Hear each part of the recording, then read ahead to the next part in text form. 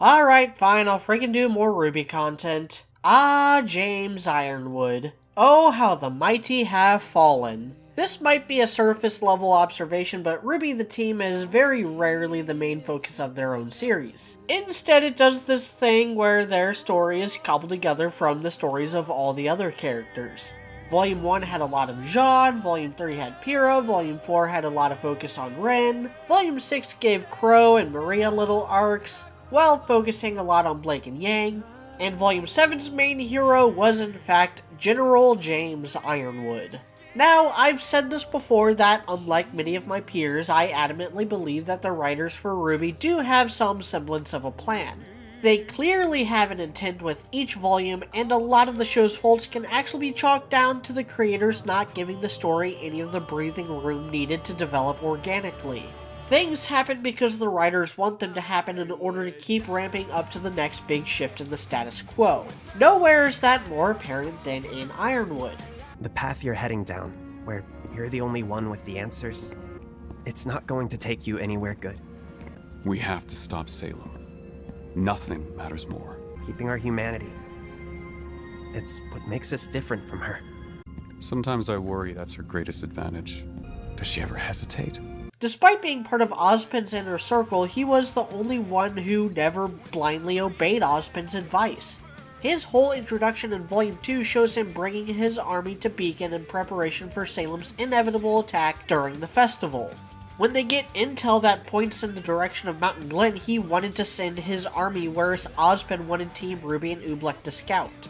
Ironwood's key personality trait is a desire for control. He is the purest form of authoritarian. Every visual detail of Atlas is ripped straight from the cheat sheets of 1984 and every other dystopian fantasy. Ironwood himself just wants what's best for Remnant. Like the kingdom's namesake, he believes he alone is holding up the world. Atlas is the only kingdom with a standing military. They have developed tons of tech to make everyone able to fight the Grimm, and even tech that can remove people from the battlefield entirely. Even if these machines are ultimately useless, the intent is still there. All that comes crumbling down at the end of Volume 3. His ships shot down, his robots hacked, the communication system that his kingdom provided to keep the world together destroyed. The control he had on the situation ripped away from him.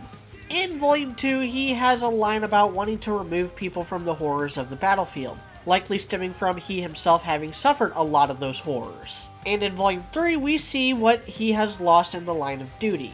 In Volume 4, we see it start to wear on him, and by the time Volume 7 concludes, he has given up more of his humanity, more of what kept him grounded, in the pursuit of mechanical perfection weighing mass amounts of lives on a scale. Atlas is just one kingdom, and Mantle is just one part of that kingdom. In his mind, it is worth it to sacrifice Mantle if it means saving the entire world, especially since much of Mantle had already been evacuated. RWBY, on the other hand, doesn't weigh scales. She isn't willing to trade lives. She is willing to risk everything to save as many people as she can.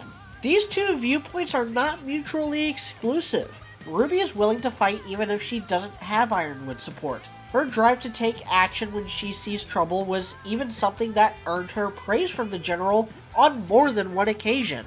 And Ironwood's plan doesn't require RWBY's help either.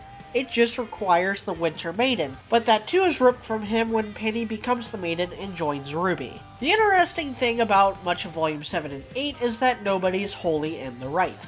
It's easier to side with Ironwood at first, but then his desperate attempts at maintaining control get more and more extreme. He kills a council member, eliminating one of the few people who can challenge his authority. He recruits Watts to take control of Penny. He sees the android as a tool that needs to be in a toolbox. He does not respect her ability to make decisions or live as a person.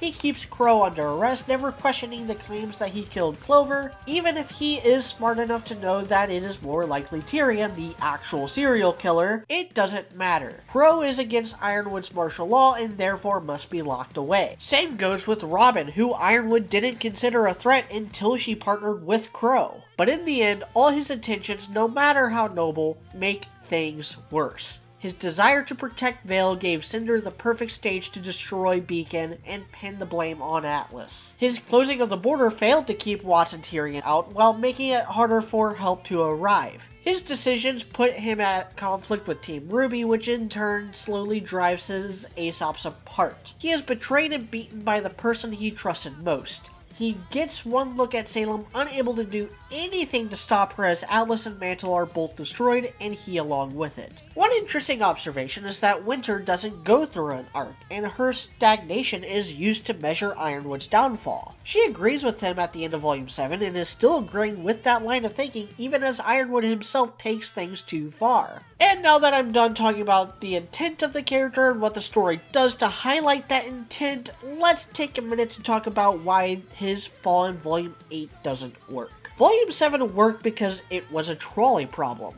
It openly acknowledged various points of view and welcomed debate amongst the fandom. Was Ironwood right? Was RWBY right? Those are all important questions with tons of nuance. But the more you take away that nuance, the weaker everything around that becomes by association. It's good that the writers picked a stance, but instead of proving why RWBY was right, they made Ironwood more and more insane to the point where he is wrong and RWBY is only right by default. Compare that with something like Naruto versus Pain. Pain is absolutely wrong and Naruto is absolutely right by the end, but you can see how Pain's way could work in its own fucked up way. Naruto picks the more righteous path, but that path is also far more difficult. That difficulty and struggle is what makes Naruto work even in its worst moments. The lack of that means that RWBY, the series, even at its best, is sorta bad. Instead of using this nuanced philosophical question to develop Ironwood, flesh out the world, Team RWBY, and the conflict, they strip away the nuance, make Ironwood into a more generic evil tyrant, and undercut the much more interesting questions that could arise from this plot if they just gave Ironwood something resembling a redeeming quality. And it is just so unnecessary. It undercuts everything Team RWBY's development as heroes who take high-risk measures and manage to pull it off, and because of that, his death meant nothing. He accomplished nothing. Team RWBY managed to evacuate the majority of people to another kingdom, leaving him to die alone as Atlas collapses. What could have been a painful tragedy or heroic sacrifice was just another villain getting his comeuppance. I never expected much from RWBY, but I expected a little more than that for Ironwood. I'm Mediocrity4, thanks for watching.